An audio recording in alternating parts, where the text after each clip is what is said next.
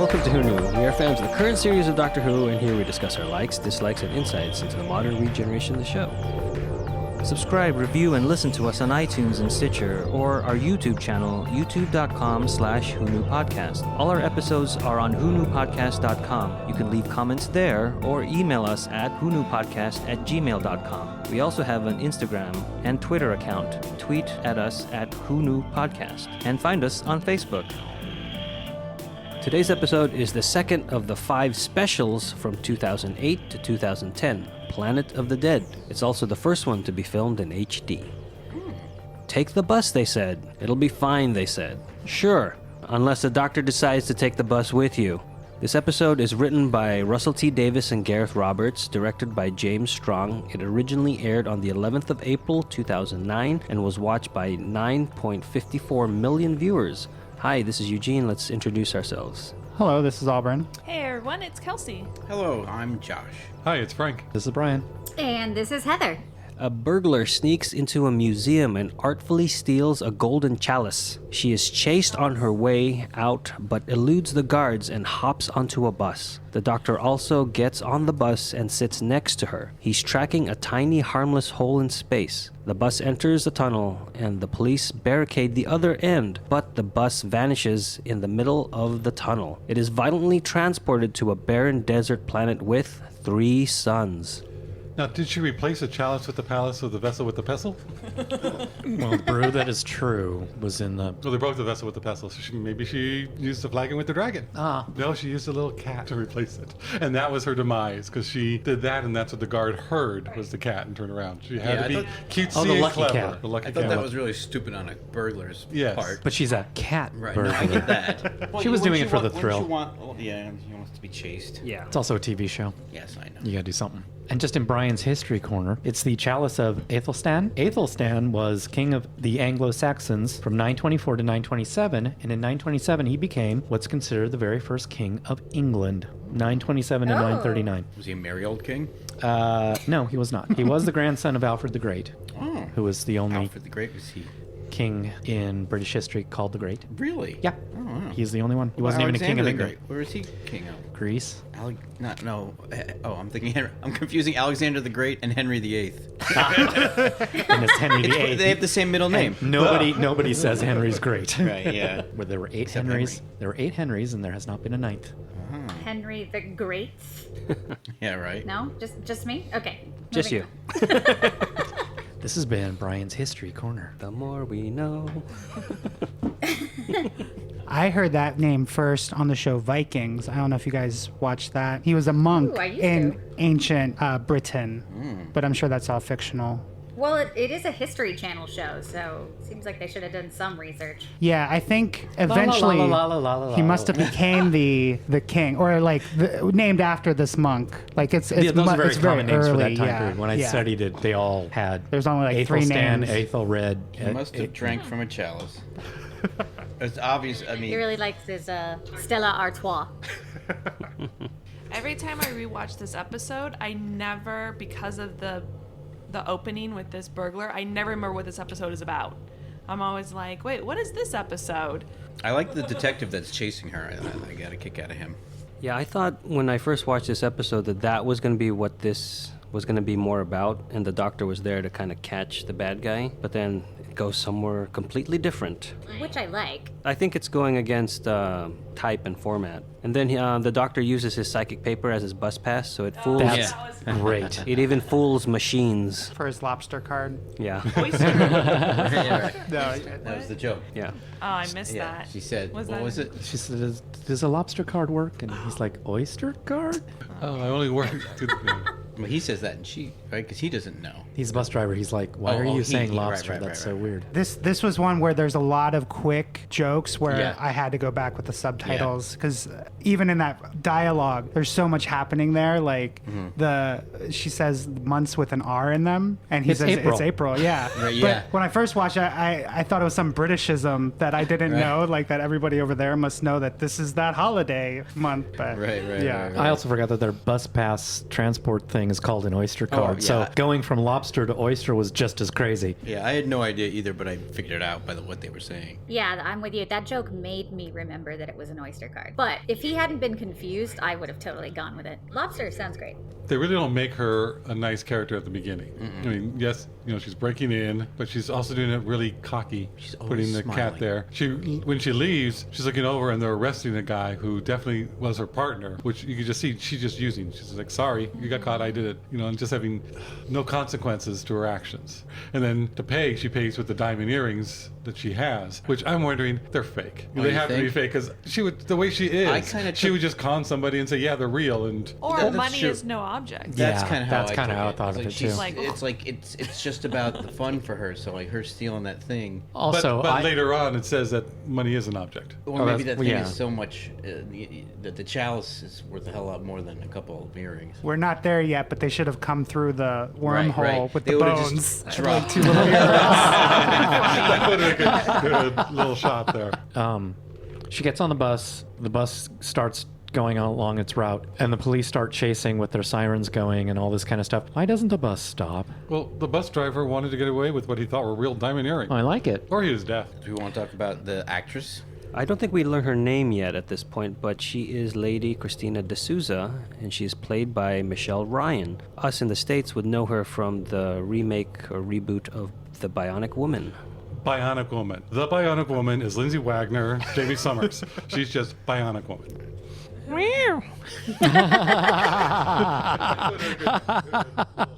What chip do you see on my shoulder? You hit a nerve there. Yes, she did. Yeah, that was Anything fun. else we would recognize her from, though? Because I didn't watch Bionic Woman. Jekyll and Hyde with Stephen Moffat did that show. She was in EastEnders, bunch of British stuff. I didn't watch any of those. Maybe she just has one of those faces. When I first saw her, I thought she was Gwyneth, but I knew she wasn't, but just that brunette and the shape of her eyes was very similar to Gwyneth from Torchwood. She was in Cockneys and Zombies, or Versus Zombies. She's been in Covert Affairs. She reminds me of Kristen Ritter a little bit. Yeah, a little bit. We also heard here that it was Easter. That was a fun little dialogue between the doctor and the her. candy that he was eating, was that an Easter thing? What was he eating? Was he eating just a chocolate bunny? Oh, I thought it was orange. Was it It the had chocolate foil orange thing? I wrapper. love the chocolate oranges, but we eat those at That Christmas. was yeah. No, I thought it was an egg. But this was the Easter special, which they never had before. It was the 5 specials throughout the one calendar year. This one aired at Easter, so they just threw in that Easter reference for fun. I'm really surprised they didn't go like Psycho Bunny or something. I'd never come on Easter. It keeps moving around. However, the first Easter I was there, and what really happened, let me tell you, my machine is going bing.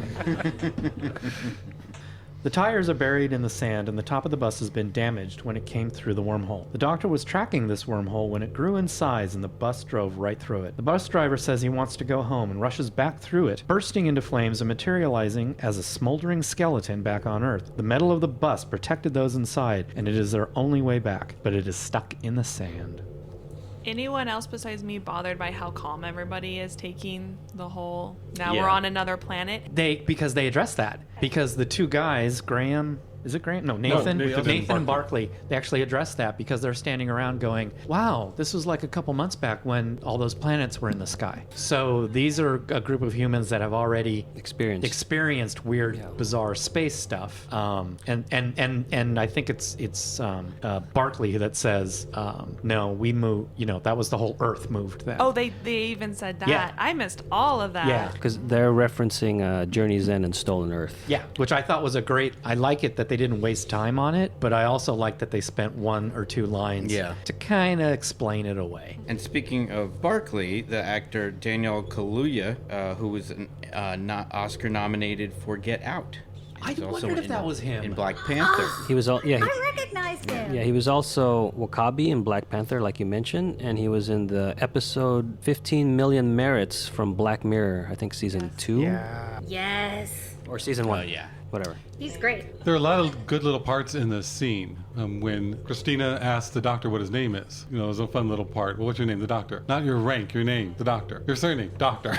It's like, really? What'd she say? That's a... Psychotic? Medical disorder or, Yeah, more like a something like mental that. disorder.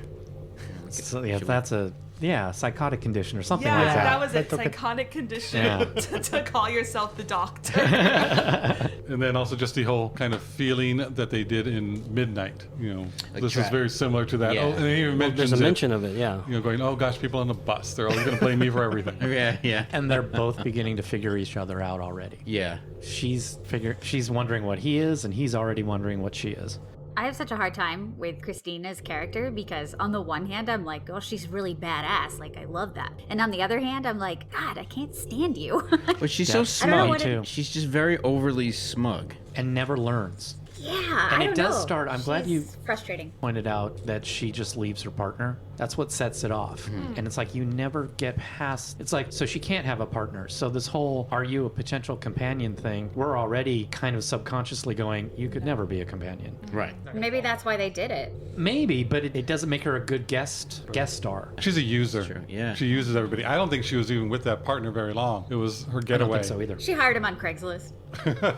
Could you, like, as someone who was born and raised in the U.S., like, I don't know all the connotations of aristocracy. Is there any, like, insight, like, that somebody who's more versed in British culture could give? Brian?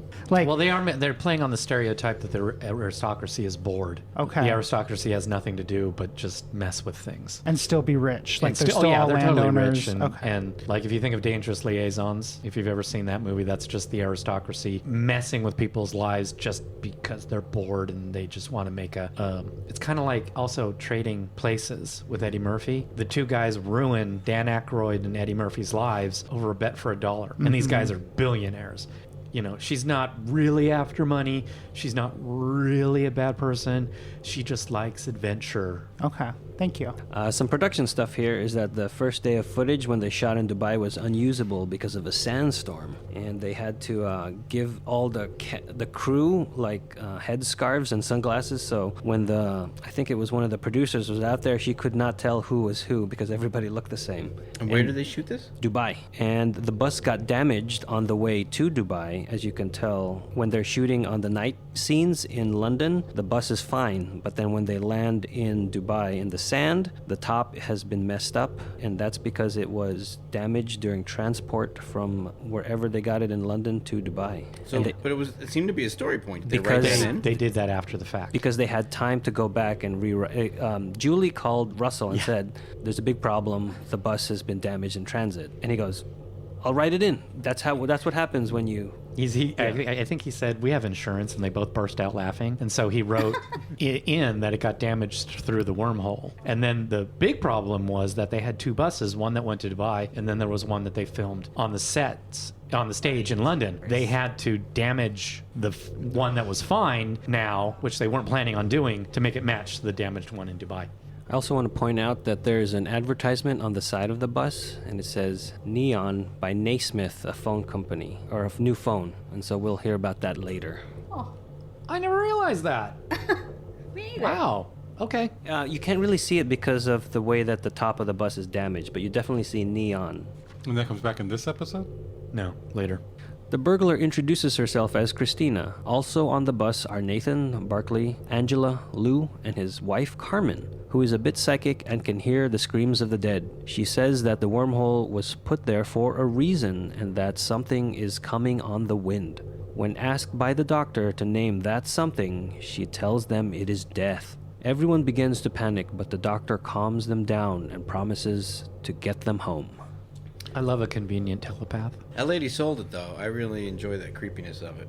And Kind this is of also... reminds me of Latimer in Family of Blood, where it's like, oh, we need to move the plot along, so he's clever and clairvoyant. This is also where the doctor starts to talk to them individually. That's just the character of the doctor, and I like that he's getting to know them, like we've said in this run of the show, is that he likes the ordinary person, he gets to know them, what they're doing, and... He's also distracting them from being scared. Yeah, but I like that he takes the time to get to know them, much like in Midnight, like we mentioned, that there has a reference to Midnight earlier. In here, he's doing the same thing that he did on that excursion bus, and he's talking to everybody that's on there. Also, there's a bit where he promises to get them home, which is something the Doctor says relatively often, but it reminded me of a big part of the promotional package of the new 13th Doctor, where that was a big part of the season. Where I promise I'll get you home. And what I like about it is it's a consistency of character through all these incarnations of the Doctor. Yeah, because in another special Voyage of the Damned, he does the same thing. He promises to get everybody out, but not everybody does. Obviously, he didn't see the Poseidon Adventure. I liked Lady Christina taking charge, and the way that she did it by both her and the Doctor saying, yes, someone needs to take charge. And then, do they even both say me at the same time or something? I think they She just does. Then she's like, aren't you doing? Says, oh no, you're in charge, aren't you? Doesn't he do that? Yeah, and then she says, but I'm delegating, so. But, she does it with just that bit of arrogance. Like Heather said earlier, there's two sides of Christina. She is badass, she is, authoritative, which is nice, but she has it with that edge of just either not really caring. She's doing this to get power, not to validate the Doctor. She didn't need to solve the problem. She needed to just be in charge, and she knew he would solve the problem. Right. She's taking the easy job, kind of. Yeah, and then she'll take credit for him. Right. Although, going back from it, when we were talking about how people didn't seem all that panicked, I will say, I thought this actress was good, but I felt like she was way too flippant for the situation. Even after that little bit of, she was half smiling all the time, and I kind of felt like she was, whether it was the direction or the actor herself, she was playing the fun of the character more than the actual reality of the situation she was in, a little bit too much. And I took that as her thrill-seekingness of her being bored. That's what I took. took I didn't have a problem with it. But I felt that kind of kept She's taking me out of just it. so cool. Yeah. Josh, she's just so cool. She can't even be bothered, okay? Yeah. Well, it's interesting, Josh, that you would say that, because I feel that that's what the Doctor does in a lot of these situations. And to people who are panicking, that is offensive to them. They're like, why are you enjoying this? Yeah, why aren't you freaking out? But we know we're he's a about to time-traveling die. alien. Even though she's, a thrill-seeking cat burglar, she's still a person on planet Earth. But what happens, though, is the companion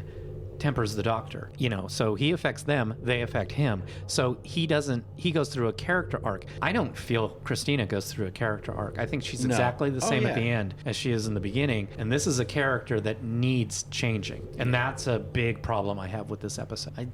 There was something that I cared more about everybody else on the bus. Yeah, the Doctor, as a viewer, we know he's smart. We know he's capable. He will find a way. His mind's always working. We don't get any of that with her. She just takes control, takes the power, and then assigns other people to do the actual work.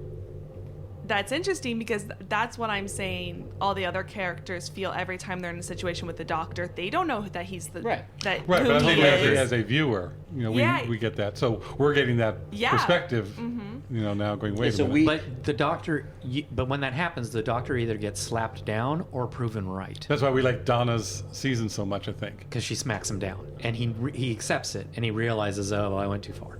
And Christina just never does. Every time I watch this episode, it always starts off, and I go, why do I not like this episode? This isn't bad. And then by the end of the episode, I go, oh, yeah, I remember now. Just, you get promised something that doesn't get delivered. Yeah.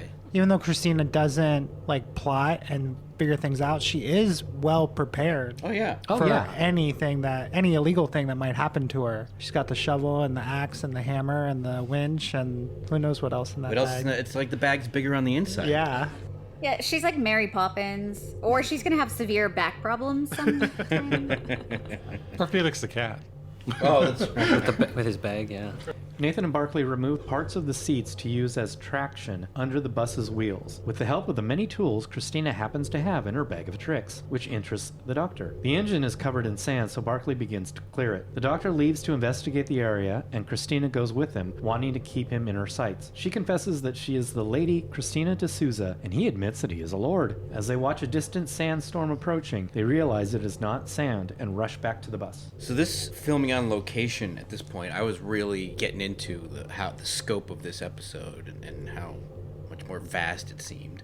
It was just really cool to see that this was obviously not a set. This wasn't superimposed. And then I just thought, oh my God, how did they manage this production? Yeah, at one point they were saying, careful where you walk, because if you walk outside of where you're supposed to, it's going to take the crew to clear that away. Yeah. Instead of digitally removing it, so they had to be very careful. Wow. Is it extremely much more expensive than usual?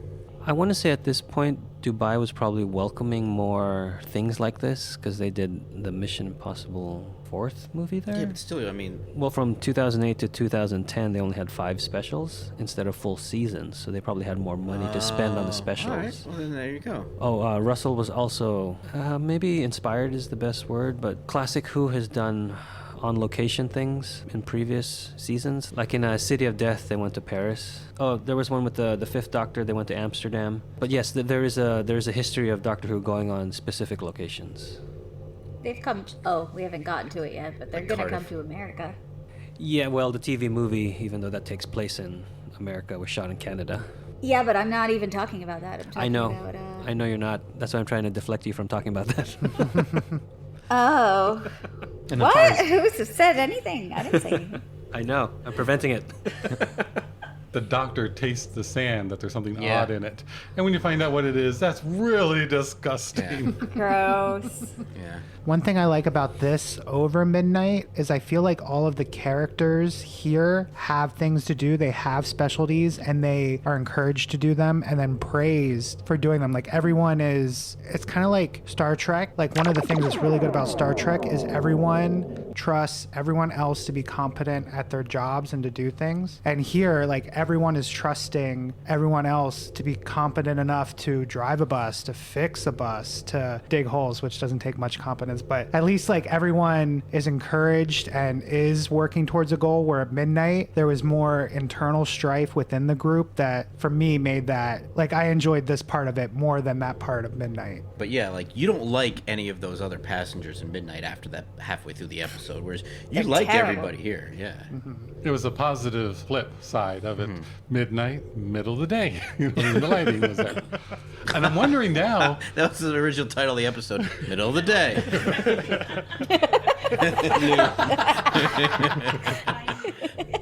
Carmen is frantic about the approaching storm. The doctor uses his sonic to upgrade Barclay's phone and calls Unit. Captain Magumbo has already set up a perimeter around the tunnel once the smoldering skeleton came out of the wormhole. She connects him with their lead scientist on hand, Malcolm Taylor, who will analyze the wormhole and relay the results to the doctor. Do we recognize Captain Magumbo? I do. She was the same captain in Turn Left when Donna and Rose were in that Oh, parallel okay. timeline. I didn't recognize her. Where else But have we that's- seen her from, Brian? She's Hermione in Harry Potter and the Cursed Child. Nice. I haven't. It's the Oh original, my god. the original London. Sorry. No, that was appropriate. It was in play? She's In the still play. doing it. Oh. Yeah, she's Yeah. still there? She's still Oh, yeah? in New York. Yeah, that's right. She moved to Broadway. She's won some awards. I don't think she won a Tony, but she won the British equivalent. I think it was a BAFTA. I also like here that the doctor can sense that she is saluting over the phone. That's so Unit. She does have a very saluty voice, though. Yes. And I If that love the makes any guy. sense. I love the guy playing the doctor. I think he's great. The scientist. He's very Welsh. Boy, is he Welsh. So Malcolm Taylor is played by Lee Evans, who we've seen from The Fifth Element, There's Something About Mary, and he's a stand-up comedian, actor, and musician over in the UK. He was also in that movie with Nathan Lane called Mousetrap. Yes, and Oh with my Jackie Chan God. in The Medallion. Oh, okay. And he's originally British. Yes, He's a good British. actor. At first, I was like, this guy's a little over the top, but then he's just so funny. He's so committed He sells to it being well. Yeah, over yeah, the yeah, top yeah. that you just have You to. could- that role easily could have gone wrong. And absolutely, it yeah. doesn't. He you stands up talking- to her. He stands up to the doctor, in the way he wants to stand up. He's a fanboy. You're my new best friend. You're my. Oh yeah. And I think it works too the way that she's rolling her eyes at him. Yeah. It helps balance it out. Yeah, totally. There's a history there between Yeah. these two. So I got to work with this guy again. where- Who's the scientist on site? Yeah, I think when she first comes in to tell him that's the doctor, he's like, "Oh, just a little sore throat, but a cup Yeah. of tea would be nice." Yeah. Like, yes, I'm sure that is what constantly happens between those two. Are you But talking yeah. Mousetrap as an Agatha Christie? No. It's like a a movie. It's a movie. It's like a mad. It's a mad. Based on the game. Let me just look it up then. Mouse Hunt. Sorry, Okay. Mouse Because Hunt. you say Mousetrap, Oh, that's mouse Agatha Christie. hunt. It's basically the Home Alone of, like, I don't know, mouse hunting. Yeah, they're trying to. Him and Nathan Lane are trying to kill a mouse, and the mouse gets the better of them. It's a Tom and Jerry with humans. It doesn't talk. It's a real-ish mouse, And they're exterminators. But he's like, Kevin McAllister's the hell out of those guys. Yeah. So Malcolm reminds me of Oswin, and I kind of like the precursor where you get Malcolm being like dressed up as the fourth Doctor, sort of. Their look is so similar. They got the lab coat and the scarf and the and so it's like he's the original Oswin. I didn't pick up on that. I didn't pick up on that either. Glasses. Because Oswin is definitely cosplaying it's as the overt Doctor. on her. Yeah. I just want to add that I like that we go into Malcolm's trailer and back and forth. Yeah. It really was a great little set. We're not used to having this many sets. It's very jarring for a Doctor Who fan. When he calls unit for the first time and gets the wrong number? Did you catch? No, I didn't. Who did he call? Pizza Geronimo. Yeah. And now it's just kind of like, oh, that must have stuck in his head. Yeah, which is another something that'll pay off later. When you look at it that way, you can see these weird connections that aren't really there, but as a weird like meta microcosm. When you see it this way, it's funny how things sort of are synergistic. The rest of the group continue to dig out the bus while the Doctor and Christina check on the progress of the storm. They are captured by an alien with the head of a fly. Let's call him Mr. Flyman, who takes them back to his crashed ship. The Doctor explains to the alien and his friend, both Tridivores, that the Doctor's group did not cause their ship to crash, and that their bus crashed here as well. Now friendly, the Tridivores help the Doctor send out a probe to analyze the approaching storm. Searching the ship's records, they discover that this planet was a thriving place a year ago, and the sand is what remains of the cities, oceans, and the billions of dead inhabitants. It's people. Well, this is where That's when they figure out what's going on. This is where the episode for me just kind of loses it, because it's like the Flyman ship is just exposition land. It's like they go into that ship and it's nothing but, okay, we need to explain this, and then we're going to explain this, and then we're going to explain this, and then we're going to explain this character bit. And they do it so she can't understand what they're saying, so the Doctor has to tell her, which is telling us. Yeah. I do really like the twist of when you see that hand clicking at the TV screen, you think that's the bad guy. Because again, I hadn't seen this episode in quite a while, so I forgot that Flyman. Yeah. They do it kind of often in the show, but this is a good example in this episode where it keeps you engaged enough to find out whose hand is that. So you're waiting to see who the bad guy is, and then you find out the bad guy isn't the bad guy, but then you have the rest of the episode with a new bad guy, which was also introduced earlier, but you thought it was something mundane. That's the part of the episode I feel is good writing. It just goes on too long for me. The entire time they're in the ship, nothing happens. That's where I get all the information, like you said, exposition. So to me, it was needed, because up until now, it's just a lot of conveniences. Because you have to get this, bus prepared, and he's just going off. I want to look around this planet because everything's telling me to get off this planet, but I'm just going to go walk over this next dune to see what's there. Because he can't help himself. It just seems so convenient. And It's then finding the alien ship. I liked how they explained that the ship crashed. Did we find that out yet? Yes, but that it was there. Just yeah. They're the only two things on this planet. Right. The reason why their ship crashed makes sense. That's the one ship that's there. There only has two people on it, and that they actually were able to see it. It just seems too many conveniences to make the story work. Yeah. I was just going to say I agree with all your points, but I just want to say that I personally was not bothered by it. I can't really say why, except for that I get frustrated when I don't know what the hell's going on, and so maybe I was just feeling so much aha moment that I didn't really notice a feeling of everything kind of halting, or so I didn't feel that. So that's interesting that all of you guys did. For myself, I think the problem is that the fly people, the Tridivores, like they get wiped out at the end. Like as soon as we're done with them, all right, let's get rid of them. Where if they had been able to incorporate their story back on Earth or something, it would feel less like that was just the exposition and now we're done. It would have felt like part of the story. They probably could bring those costumes to Dubai. Yeah, they probably couldn't take those to Dubai because of all the sand and the wind. It would mess up all the gears going into those armatures and things. Maybe. Yeah, which is a shame because those costumes are really good. Yeah, like the helmets are very. The mouth, there's a the lot of articulated stuff, mouth going on. But it's funny because at first you think, oh, this is another cheesy Doctor Who outfit. He's just a big bug, but it's done so well you don't care. But the problem with that, I think, is that I just don't care about those characters, which is a shame that they put all the work into those armatures. But I started to care about them a bit because you do think, well, did we get there yet? Yeah. that they are the enemy. But then it's like, no, they're just trying to figure out what happened to their ship, Right. and they are friendly and they do work with I them. mean, another purpose it does serve is we see the baddie alien eat them, so we visually see the threat. The only purpose that I see to have that ship there is so that they can get technology to fly the bus back. See, for me, they could have gotten that technology without the two flymen. They could have just repurposed it. Because the Doctor knows how to repurpose other Yeah, but that technology. was the red herring that we were saying. Yeah, I'm just trying to think of what would make it better for me. I don't know.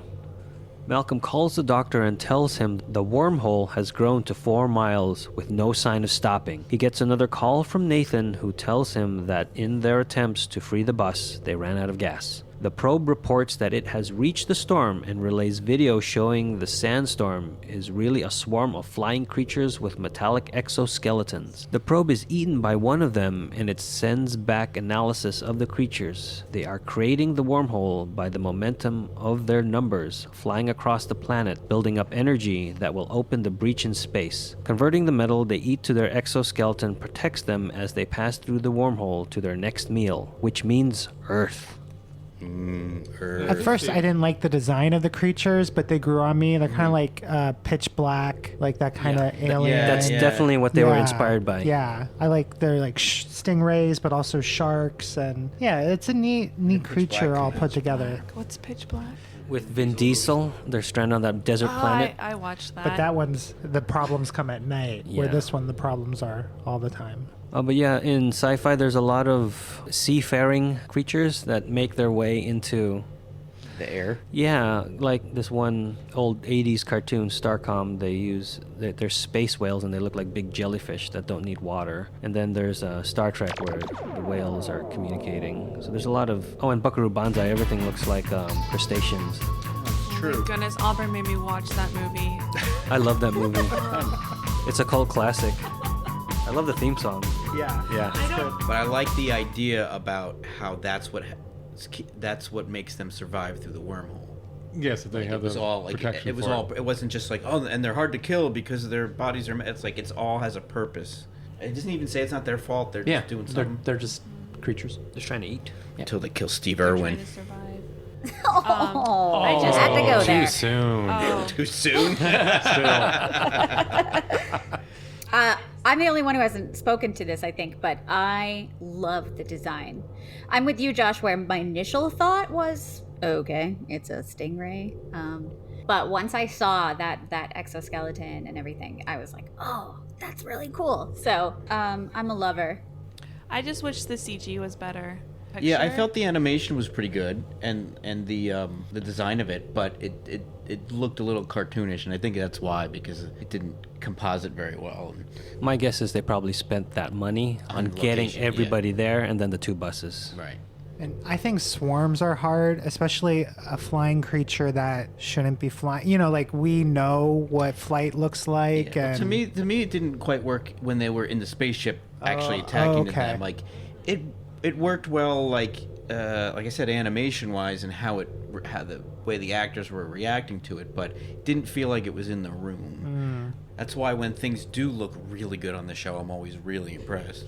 The Tridivor's ship cannot fly, but their crystal power source is intact. If he can get to it, the Doctor can adapt it to the bus and get them off the planet. The Doctor and the flymen try to retrieve the power source but cannot reach it. Christina pulls out a winch from her bag and lowers herself down the shaft, cat burglar style, to get the crystal and its housing clamps. When she is coming back up, one of the flying storm creatures that initially damaged the ship attacks, but she is able to escape. The 4 of them are leaving the ship when a flyer bursts in and eats the 2 Tridivores.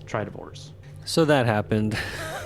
I like this scene. I thought it was fun that she has a winch in there. And Yeah, the idea of it. the doctor's trying to get through a different way. I'm going, talking- and she's all the time just setting it all up. This is what I can do. This is my specialty. I'm going for it. And I'm talking about the deaths of the Flymans because, like, I wanted to feel more, but I didn't. I just wanted You to feel. are a cold-hearted son of a... Well, they only have a life expectancy of a day. But the fact that I wanted to feel more makes me a better person. No, you fail at life. It's just Eugene and his insect logic. To me, the moment they died, it was like, well, they couldn't figure out what to do with them. It's exactly what I thought. Because I thought it was interesting when one of them died, and then that fella is going to have to deal with the loss of his friend, co-pilot, companion, whatever, and then he's going to be on another planet, and like, oh, how interesting is it? Chomp! Yeah. For me, it's like when she's going down the shaft and they're talking, telling each other's life story to each other. Boring.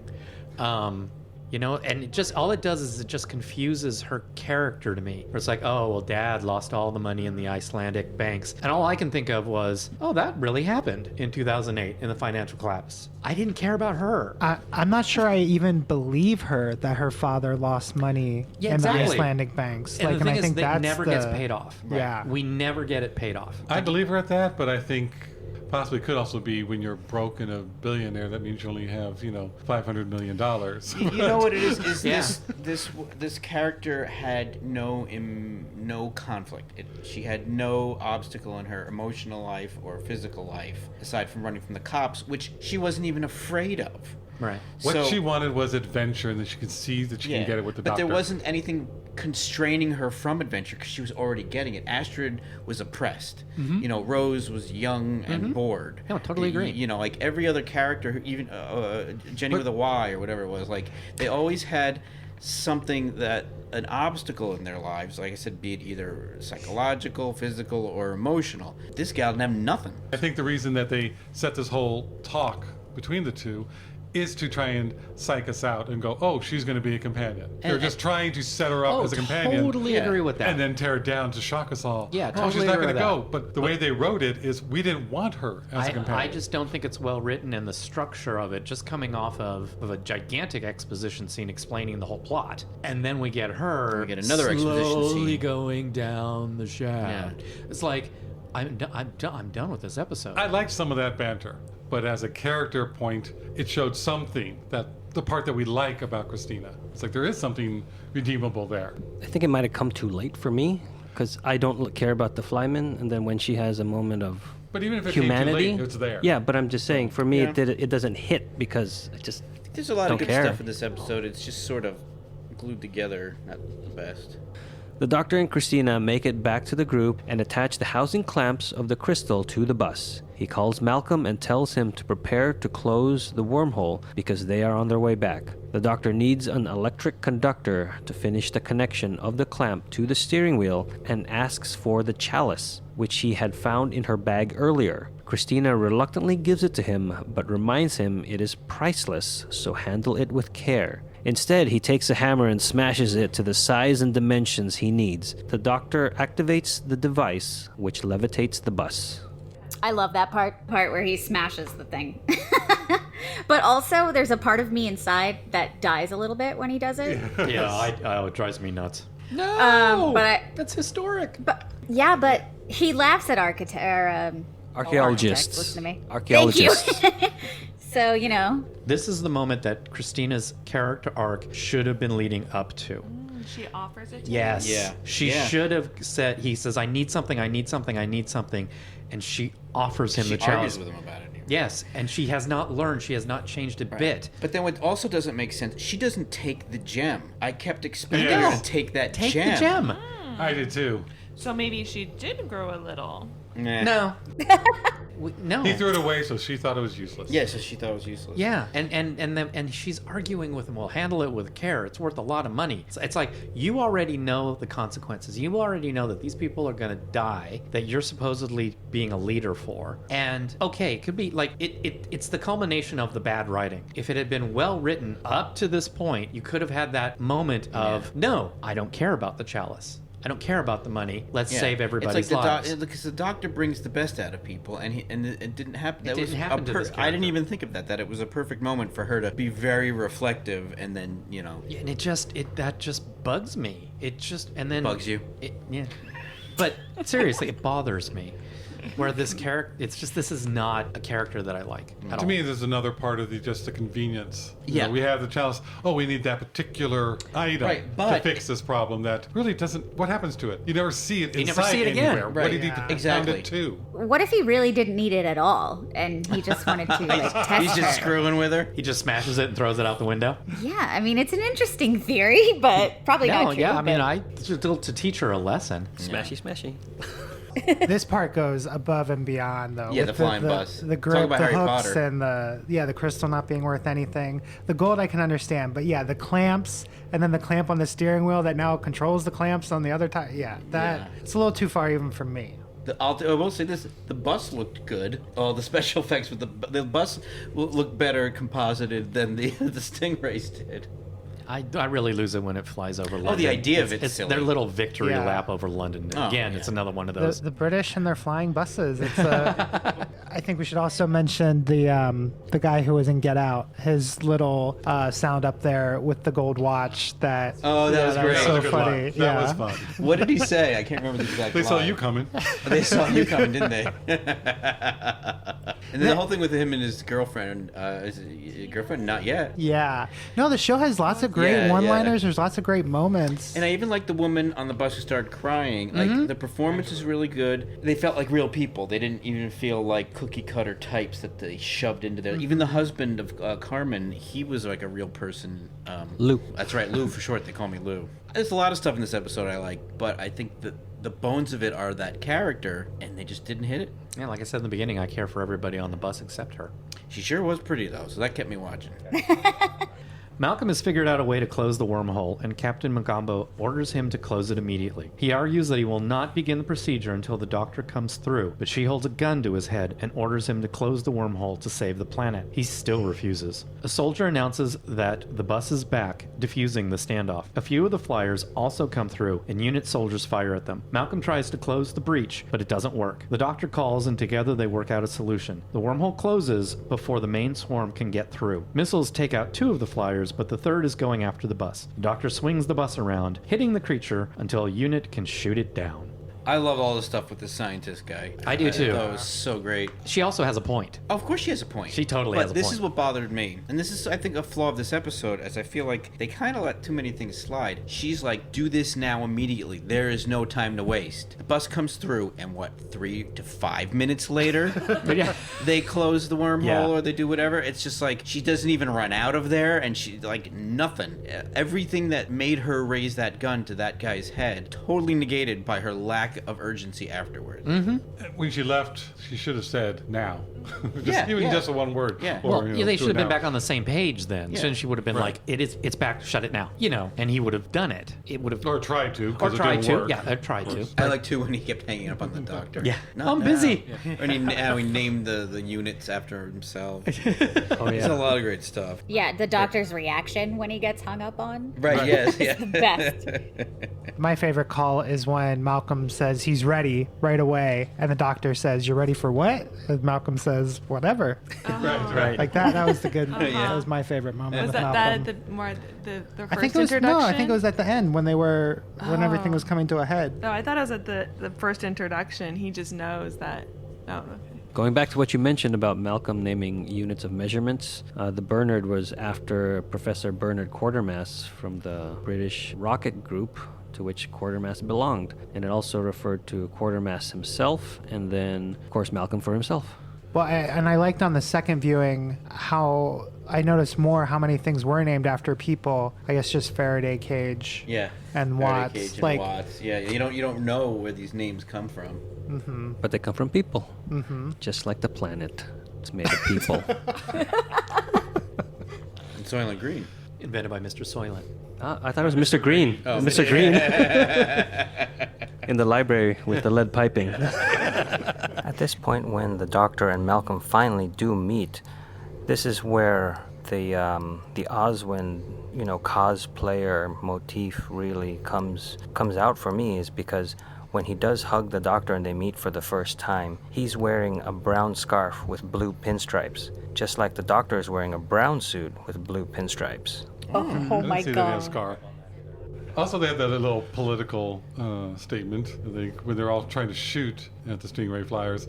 The guns don't work. Guns don't work. So they have to use the missiles. But the whole guns don't work. You've gone after Daleks and Cybermen. Your unit. Why are you using guns in something that the bus banished? And the guy came out as a skeleton.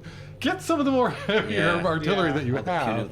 I did find it, people in Britain won't feel this way so much, but when the cop was chasing after her at the end, him not pulling a gun on her, telling her to freeze or don't move, felt really weird to me. Like a cop chasing down a perp and not pulling out their gun. Back to what you were saying about bullets and using that first instead of rockets. I took that as when the Brigadier in Robot mentioned that usually bullets don't work, or our enemies usually have an immunity to bullets. So I found that funny that they did use bullets first. Back to what Malcolm was saying earlier, we skipped over this, but he mentions that the Doctor asks him what his favorite file about him was, and he mentions the K1 robot, and that's a reference to Robot with Tom Baker's first episode. Where was that used? In Robot. I thought that he was referring to that Victorian... Cyberman, Cyber King? Yeah. I could refer to that too. But he... There's probably been several giant robots. Yeah, there's been in several. Doctor Who's career. I think not enough giant robots, actually. After the bus lands, the Doctor tells Captain Magumbo that Nathan and Barclay would make good additions to UNIT. Magumbo shows him the TARDIS, saying they found it at Buckingham Palace and brought it here. The other passengers are taken to be examined by UNIT, but Carmen stops by the Doctor to warn him that his song is ending. She also says that it is returning, and that he will knock 4 times. Again, convenient telepath. Just when we've gotten past the idea of the last soothsayer, another prediction like this comes up. Yeah. Because the last one was in Fires of Pompeii. The Ood, yeah. And the Ood. There's always something put in there. And because the Ood were the ones who first said your song is going to end soon. I like that motif through the Doctor Who show. Now that I've watched these shows repeatedly, I notice oh, here's another one. Yeah, As here we go opposed to again. when I first see them, I'm like, whoa, what's that gonna mean? I do also like where it goes. Yeah. In the next No, one. it's very pertinent. I think they do a good job of sparsing it out. Yeah. It's just now that I'm so familiar with the show, It's just what it does. It's kind of like, Fonzie entering the room and the audience clapping. or Kramer. And obviously the knocking 4 times is something that is familiar. Oh, that drove me crazy the first time. I just was like, what does it mean? Because, everyone's really sad to see him go. It's the worst when you have to be reminded all the freaking time. Right. I even remember watching this originally thinking the Master's coming back. That's a direct reference to that to make the audience think the Master's coming back. Here is a conversation between David Tennant and Julie Gardner. Here's David's part. Really, from this moment on, the Doctor's card is marked, because when we come back in the waters of Mars, it's all become a little darker. So here's Julie. And as we know, David, he really does knock 4 times, David. Yeah, absolutely. And if you think you figured out what that means, you're wrong, Julie. But when you figure it out, it's a sad day. It's a mislead. Yeah. Yeah. But it's we know that. It's purposely misleading you towards the Master. So it was like, well, does that mean the Master's coming back? Well, why would you say it? Well, it did come back and I was gonna make a Stephen King joke. Couldn't get it out. Pennywise, for your Good thoughts? Last paragraph. Oh wait, I just wanted to, and I'm sure you all catch this, but in case someone didn't, I like how when the Captain Magumbo says, "We found your TARDIS in the Buckingham Palace." Oh, no. That's correct. Okay, Buckingham Palace, and then Gardens, Buckingham Gardens, yeah, Buckingham Gardens, and then the Doctor says, "Oh shoot, she doesn't mind." I just thought that was funny. He's referring to the Queen, right? And it's totally. Just funny. But I take it the other way. Yeah, I take it the other way. that is the TARDIS. The that TARDIS doesn't mind? prefers the gardens. It's totally Well, the that's the Queen, first- but it is just kind Okay. of funny where it's like, I kind of think the TARDIS doesn't mind being in the gardens either. Well, that's what I thought too the first time I heard it. Either But either either way, way, it's it's funny. Yeah. I never got that as the TARDIS reference. I tell you, I see these episodes over and over again, and I just there's always something new that I pick out of it or remember because I forgot. Because I know I've said this before on the podcast, but there's so much in an episode. It's surprising how much I don't remember, and so it's fun to rewatch. Yeah, that's the joy of this podcast, really. Hopefully the people listening feel the same way. Thank you. I agree with you. I thought you were going to say that's the joy of watching Doctor Who, but then you talked about our podcast.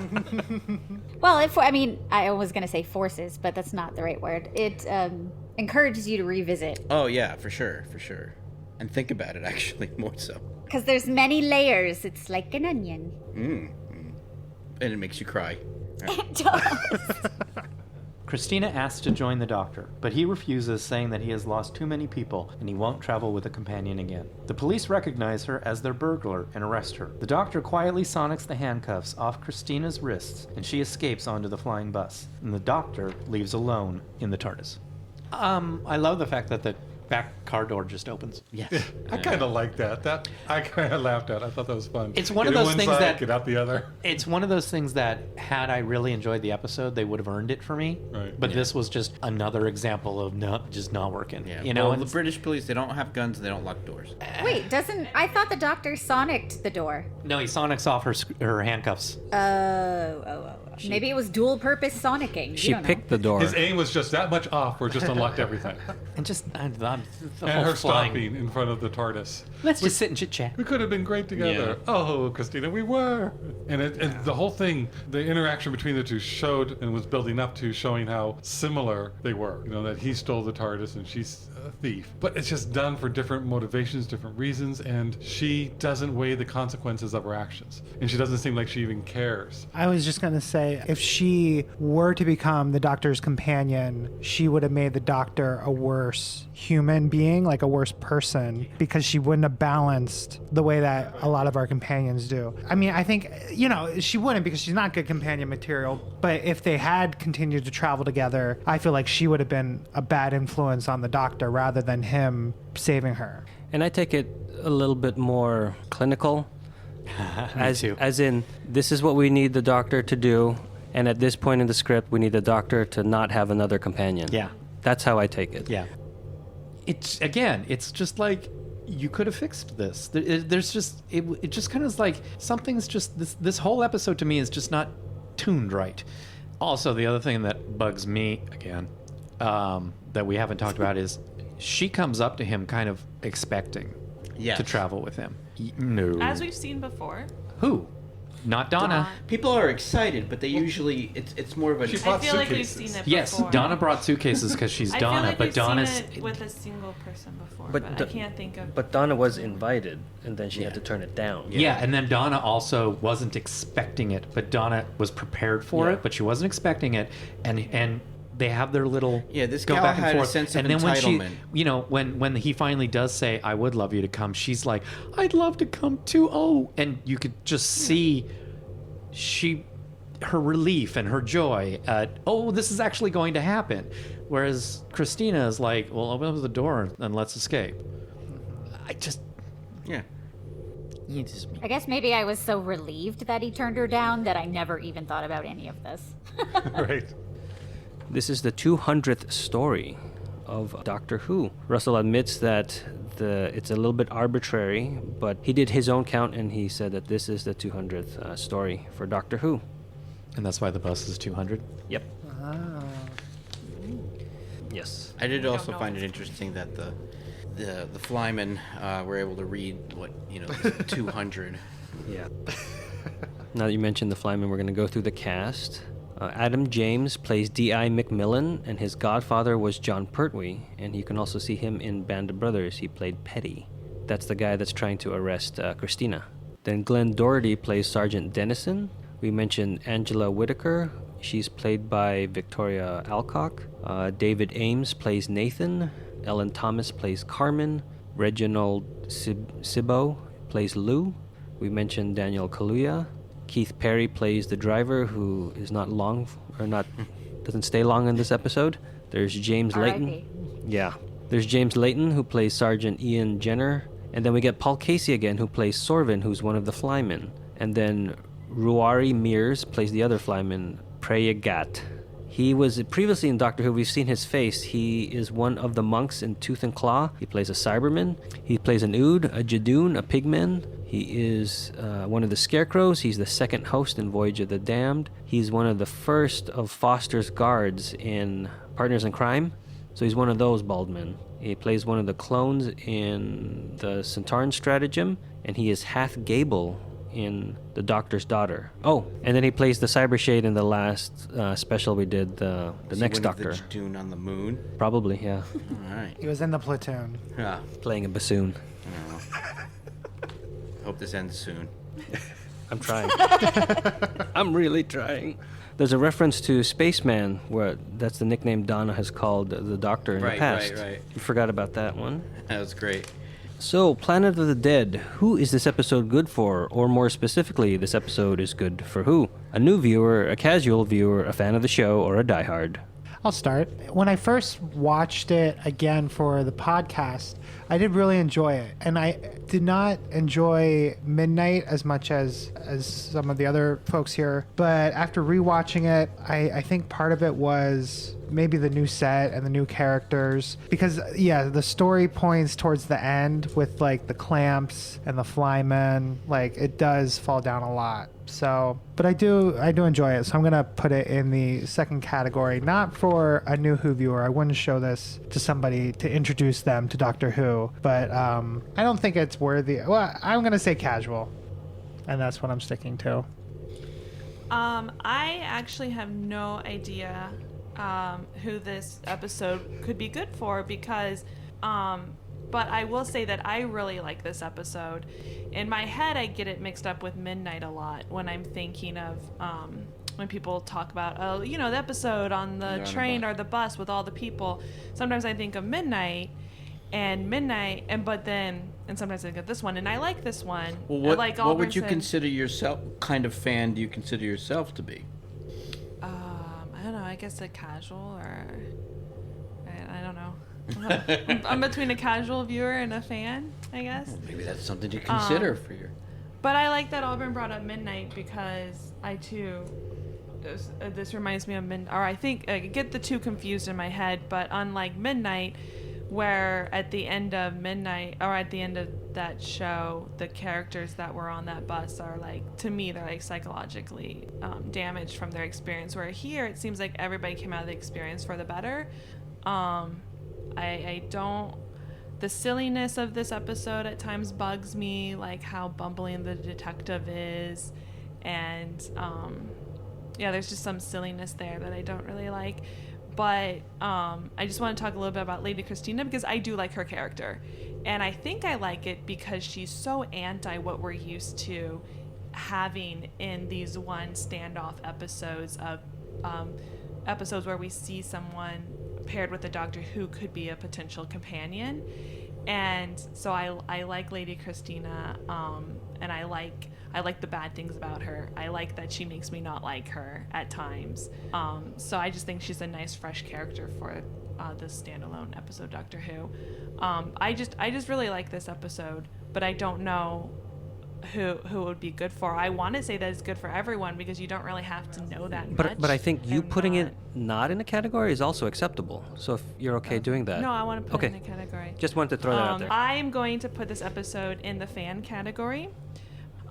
So maybe a fan, this is the episode that a fan will get the most enjoyment out of, because a fan is someone who watches every single episode and will find the character of Lady Christina might find her a refreshing change. To bring us back to talking about why we don't like Lady Christina though, something she says makes me not like her.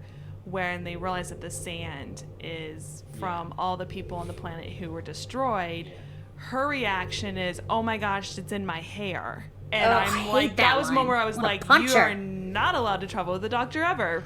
I think that's what we're supposed to feel about her. I get the impression that was their intent.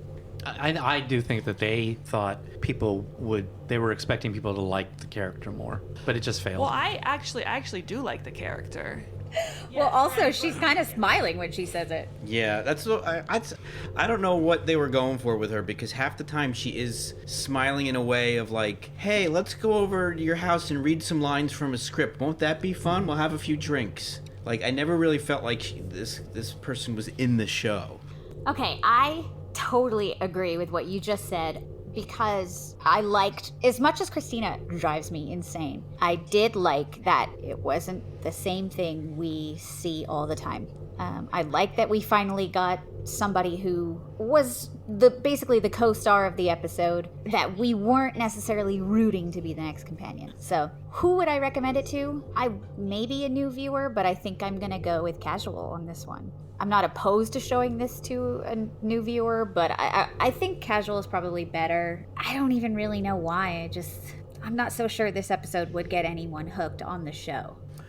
I'm going to say fan, because I feel like this episode didn't have the depth that drew me into Doctor Who to begin with as a new viewer and keeps me watching. Like, if this is the way all the episodes were, I probably wouldn't watch the show anymore. I enjoyed it because I'm a pretty big fan of Doctor Who, even though I know I've sort of said in the past I'm more of a casual fan, but I really like the show when it works well. And I think this is just almost, I know Russell wrote it, but I feel like it was like hey, let's have a guest write one of our episodes who's seen a lot of these. And that's kind of how I feel this episode is. It didn't have the weight that, despite a lot of the silliness, keeps me ingrained or enthralled. So a rare fan moment from Josh. Because I did not like this episode when I first saw it. Watching it again, knowing the ending, that he is not going to be taking her, helped enjoy the show a bit more. Because it's not one that is meant to be a deep episode. It is supposed to be a little bit lighter. I don't think it's written as well, because a lot of it was just convenient. We need this to happen, so this will happen. I like Michelle Ryan, who is the actress, but it moved it up from Die Hard. Would it be somebody new? So between casual and fan, I'm going to go more with a fan.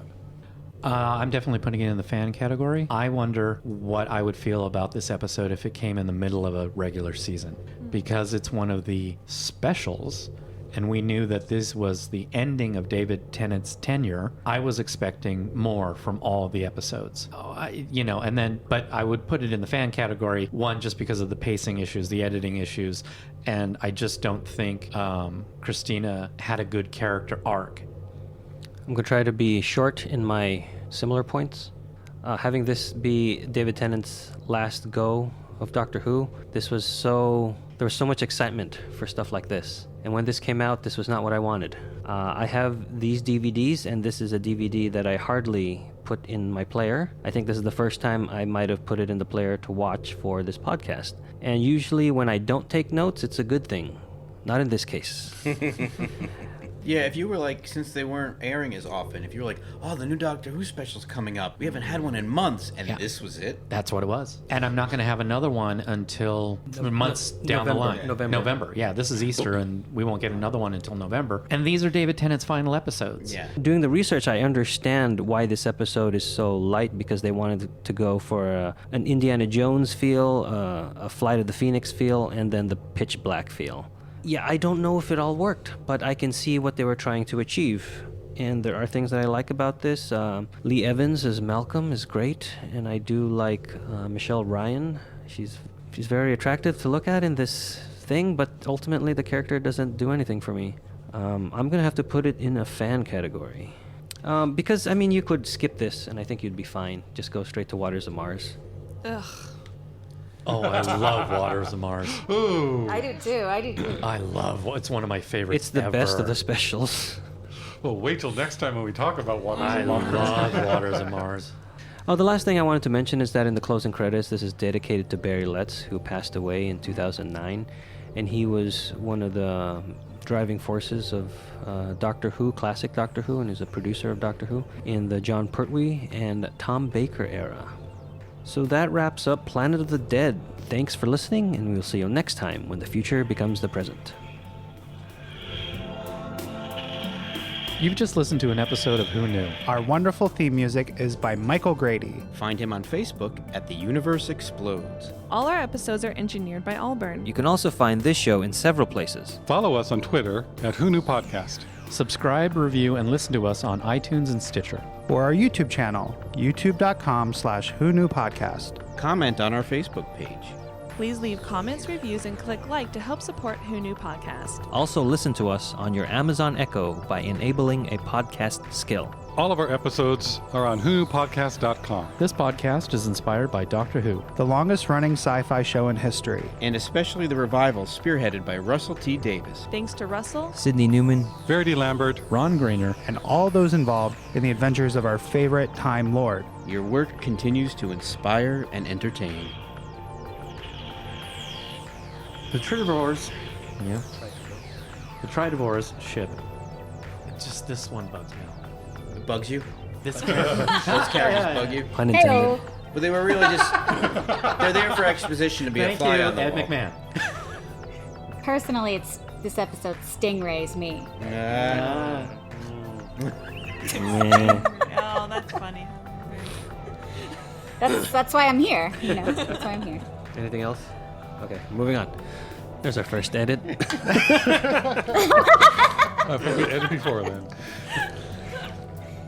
I think that's picking up. Yeah, I'm trying not to do it. Edit that out, because that's gross.